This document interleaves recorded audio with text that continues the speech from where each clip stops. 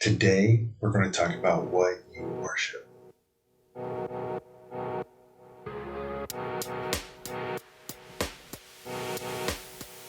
Today, we're talking about you becoming like that which you worship.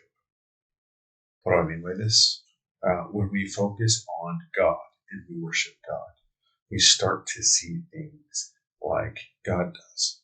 We become more loving, we become more forgiving, we become more generous, we become more servant-minded, and we become less the opposite of those.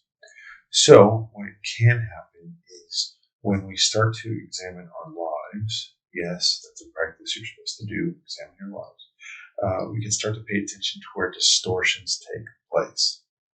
When you can tell a distortion is starting to take place, whenever you take an individual or a family or person, and it starts to blend into the background of a greater lump stereotype or system. For example, it makes me think of that Homer Simpson meme where he backs into the bush, where it was Homer and now he's hiding in the bush. Whenever we start to have distortions of what others look like, it takes the individual out of it and it moves it into this greater picture of otherness, other than individuality and personhood. I'm going to talk to you about 3 areas where I feel like we fall into worship of, and in doing so, it distorts how we view others. The first is when we worship money.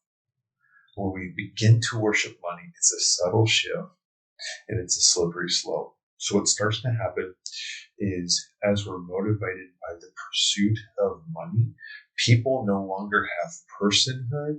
They start to become business transactions. They start to become clients. They start to become means to your financial end. And that's when we start to worship money. It starts to distort image bearers, humans. It starts to distort that and starts to put them into this framework that they are something that meets our financial ends, whether that's business partners or a new team member that can help produce sales. It all revolves around that bottom dollar. So as we worship money, it distorts people with names, stories, lives, personal experiences, and transforms them into a bottom line money producing item or person. It's not even a person, it's just a money producer for you. And that's when you can start to tell that you are worshiping money and not God.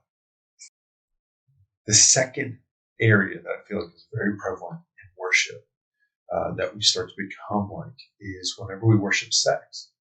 When we worship sex, much like with the money thing, people start to lose their personhood and they start to take on objectification. So instead of personhood, now they are objects. They are our next sexual encounter. They are the body part we're focusing on.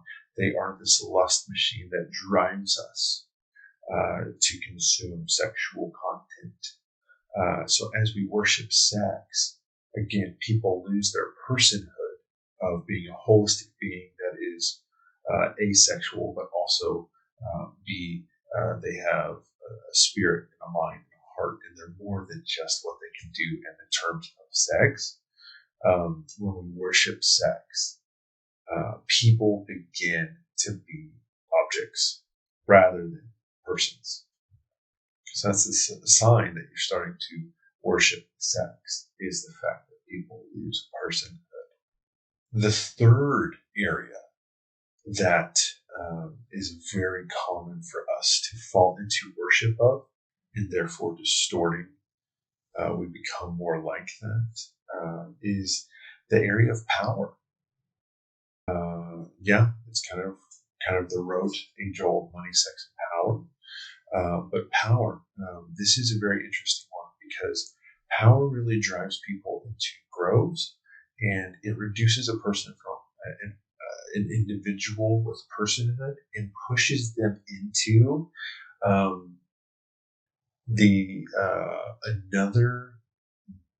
Another momentum builder to accomplish our movement.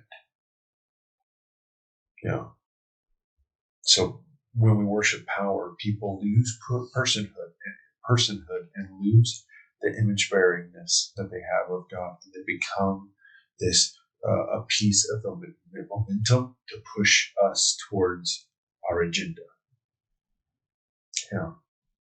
So whether that's political power, where a person is just another voter or another citizen that can get you to the means of your end and your goal, or if that means a religious system where, again, people are elevated and everyone else is lowered. So think when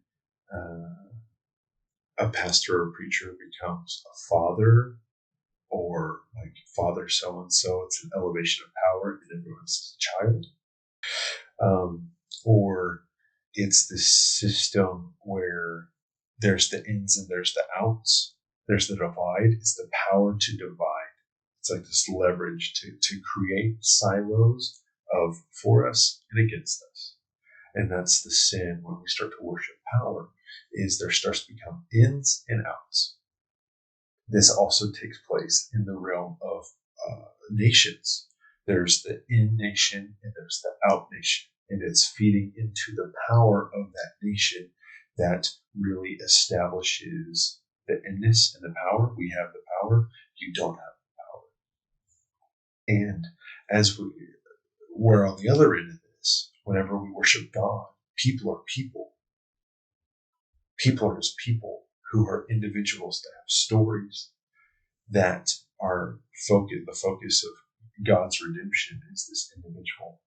Whereas if we can separate the personhood and we put it into the realm of power, now it's a person against this agenda, whether that's a competing religion, a competing nation, you name it, an opponent in the political realm. Whenever we go to the place of power and start to worship power, we start to see people as either building our momentum or detracting from the momentum of the goal that we're trying to accomplish. So there you have it. The three things that we worship and start to become like: money, sex, and power. All of them reduce people from image bearers that reflect God, that show a bit of God's characteristics. It reduces them to a baseline object that leads us to our end goal, whether that's money, whether it's sex, whether it's power. When we worship anything other than God, it reduces people to this baseline mode of accomplishing what we want to accomplish. People lose their personhood and they become the means to our end. So, as we worship other things other than God, people become less than what they are. My hope is that as you look at this, you start to acknowledge in your life areas where people become less than.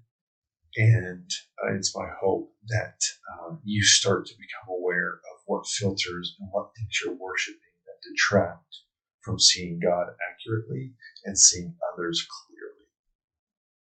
I hope this is encouraging. I hope this is challenging. I hope you meet Jesus on this topic.